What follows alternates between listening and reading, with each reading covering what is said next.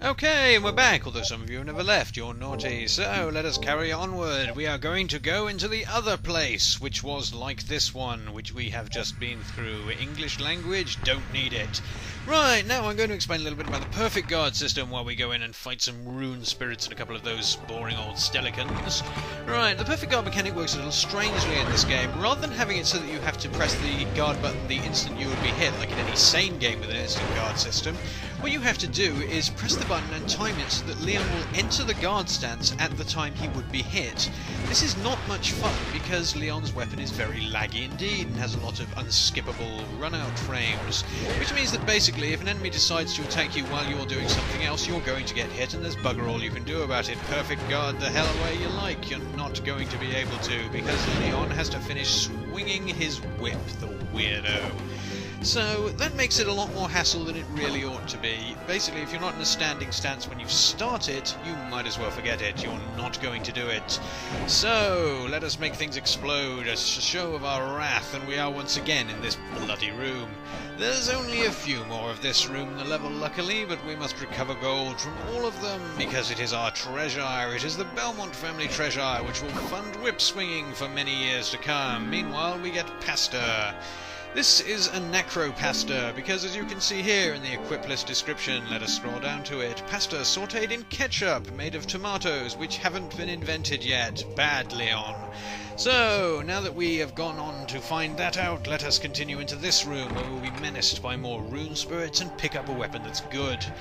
Now, the rune spirits have a very annoying attack, which you may or may not see later on. I haven't rechecked these videos recently, where they grab you and they bite you and they do quite a lot of damage and you can't get out of it. It's really irritating, so we are going to try to avoid being hit by that. We are, but we'll probably get hit by it anyway, sooner or later. Skeleton, stop reading. You are not allowed to read. You must be knowledgeless.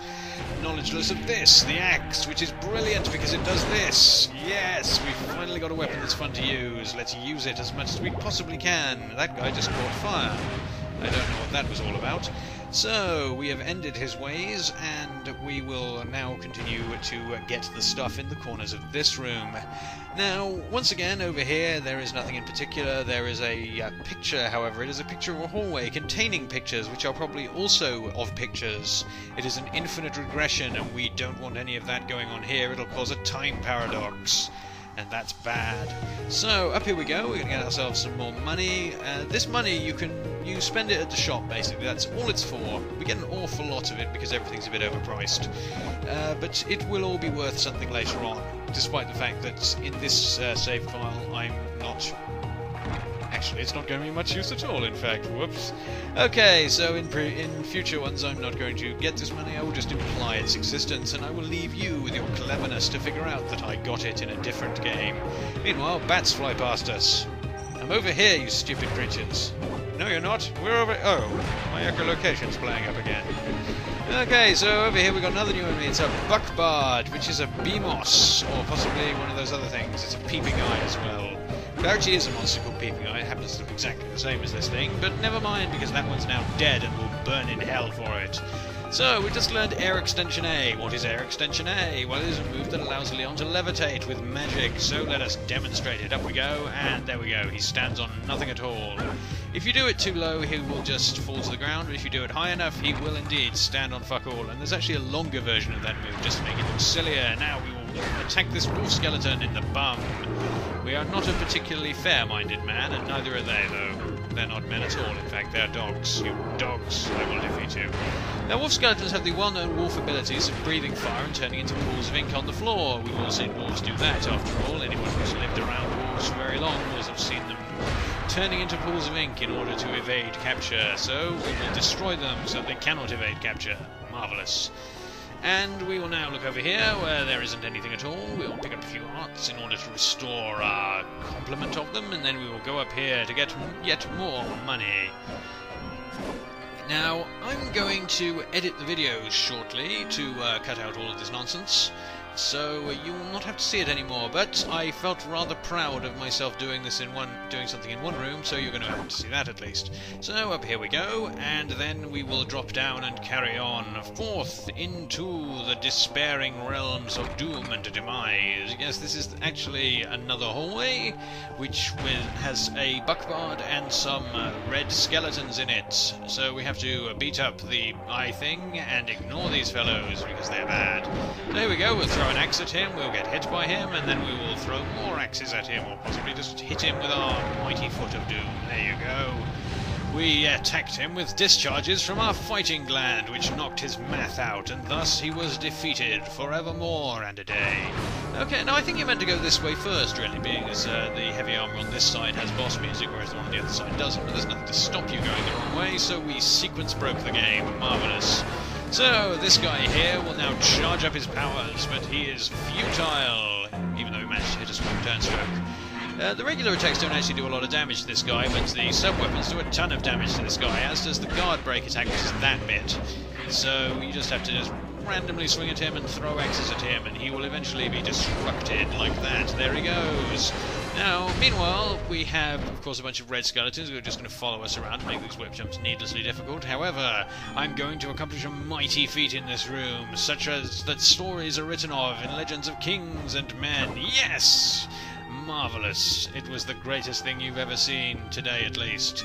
So, we pick up the last of the money in here, we demonstrate that here is an infinitely tall bookcase of death, and then we will find that organ stop, which we love to press so much. Yeah, so we're going to get another marker stone as well, just to entice us into believing we've actually achieved something by doing this. We're going to press that. Hooray! Down it goes. I said down it goes. Hurry up, you bloody thing. Right, so that's now down. We are now one stop away from actually doing something. And it only took us 20 minutes of video. Isn't it marvellous, the sort of things you achieve while playing this game? No, it bloody isn't. Okay, so back through here we go. We're going to beat up that heavy armour again, only that's not going to be part of the video. So we'll stop this right here, and I will edit. And you will join us as we manage a perfect guard on those skeletons. Marvellous. So off we go, having achieved that great thing, and we will whip ourselves a couple of candles, but then we will cut out of this hallway as well, because it's boring and empty. Yes, all the hallways on this side are empty as well, but there are things in the rooms, and yet we are uninterested in them too. Go away, you things. We must make our way back to the save point. We'll have none of your leaping-type behaviour. Come back, we must destroy you. No, you can't pass through doors, you see. I'm sure we can. Look, Ed, if you reach up, you can turn the handle. I can't. It's a loading screen. Oh. Curse you, Leon Belmont, for your knowledge of doors. Okay, so we are going to go back into this room now. We're going to leap over the parapet like a mighty warrior, and then leg it like a mighty warrior wouldn't.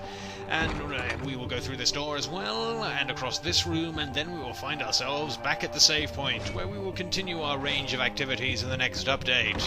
Oh yes, we will. We're finally out of this section. We won't have to go through any more things like that. Well, except a couple of these same repeated rooms. Now you might notice something odd about this map if you turn it around this way. This is actually a regular Castlevania map.